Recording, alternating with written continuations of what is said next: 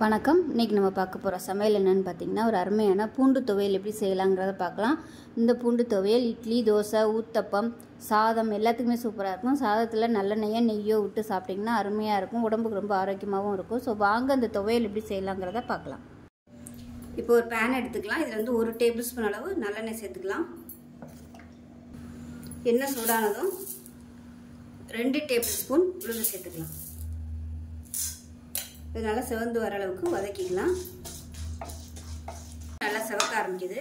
Measuring கப்பில் 3/4 cup அளவுக்கு பூண்டு எடுத்திருக்கேன். நீங்கள் வந்து 1 கப் அளவு கூட எடுத்துக்கலாம்.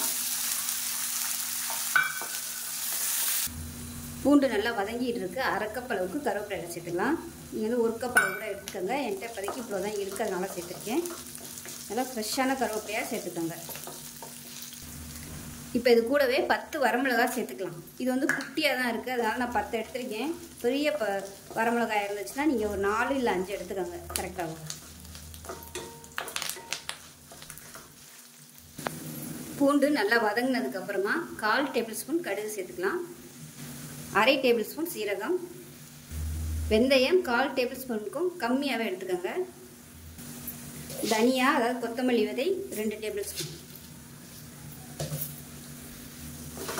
இதையும் சேர்த்து நல்லா வதக்கிக்கலாம். பூண்டு நல்லா வதங்கினதுக்கு அப்புறமா இதெல்லாம் சேர்த்துக்கோங்க.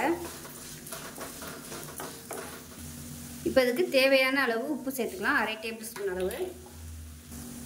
இப்போ இதில் ஒரு சின்ன நெல்லிக்காய் சைஸுக்கு புளியும் சேர்த்துக்கலாம். இதையும் சேர்த்து நல்லா ஒரு 2 நிமிஷம் வதக்கி விட்டுக்கலாம். இப்போ இது எல்லாமே நல்லா வதங்கிருச்சு. பூண்டெல்லாம் பாருங்கள் நல்லா அப்படியே சிவந்து வரணும். இந்த அளவுக்கு அப்படியே ப்ரௌன் கலரில் வந்துச்சுன்னா தான் உங்களுக்கு நல்லா டேஸ்ட்டாக இருக்கும். பாருங்கள், இந்த அளவுக்கு நல்லா வதக்கணும், இல்லைன்னா உங்களுக்கு பச்சை வாசனை வந்து போகாது. வந்து அமர்த்திடலாம். இது கூடவே 1 டேபிள் ஸ்பூன் அளவுக்கு நாட்டு சக்கரை இல்லை வெல்லம் எதுனாலும் சேர்த்துக்கோங்க. இது ஆறுனதுக்கப்புறம் இது எல்லாத்தையும் அரைச்சிக்கலாம். தண்ணி ஊற்றக்கூடாது. தண்ணி ஊற்றாமல் கெட்டியாகவே அரைச்சிக்கோங்க. அப்படி உங்களுக்கு அரைக்கிறதுக்கு தண்ணி தேவைப்படுற மாதிரி இருந்துச்சுன்னா நல்லெண்ணெய் ஊற்றிக்கோங்க. நல்லெண்ணெய் ஊற்றி அரைச்சி எடுத்துக்கோங்க. இப்போ இது கூடவே ஒரு 1/4 டேபிள் ஸ்பூன் அளவுக்கு பெருங்காயத்தூள் சேர்த்துக்கலாம். சொல்ல மறந்துட்டேன். நீங்கள் கட்டி பெருங்காயம் வச்சுருந்தீங்கன்னா பூண்டு வதக்கும் போதே கட்டி பெருங்காயம் போட்டு வதக்கிக்கோங்க. இது வந்து தூளுங்கிறதுனால நான் இப்போ சேர்த்துருக்கேன். இப்போ அரைச்சிட்டு பார்க்கலாம்.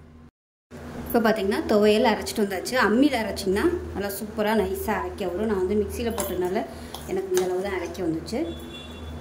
இது வந்து அப்படியே சாதத்தில் போட்டு பரட்டியும் சாப்பிட்லாம். தொட்டு சாப்பிட்றதுக்கும் நல்லாயிருக்கும். இட்லி, தோசை, ஊத்தப்பம் எல்லாத்துக்குமே அருமையாக இருக்கும்.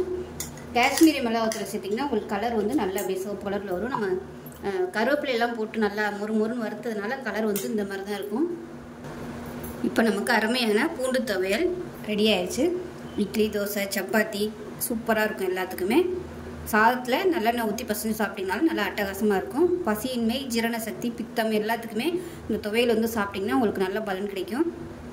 செஞ்சு பாருங்கள். செஞ்சு பார்த்துட்டு எப்படி இருந்துச்சுங்கிறத சொல்லுங்கள். வீடியோ பிடிச்சிச்சுன்னா லைக் பண்ணுங்கள், கமெண்ட் பண்ணுங்கள், சேனலை சப்ஸ்கிரைப் பண்ணுங்கள், பக்கத்தில் உள்ள பெல் பட்டனையும் ப்ரெஸ் பண்ணுங்கள். நன்றி.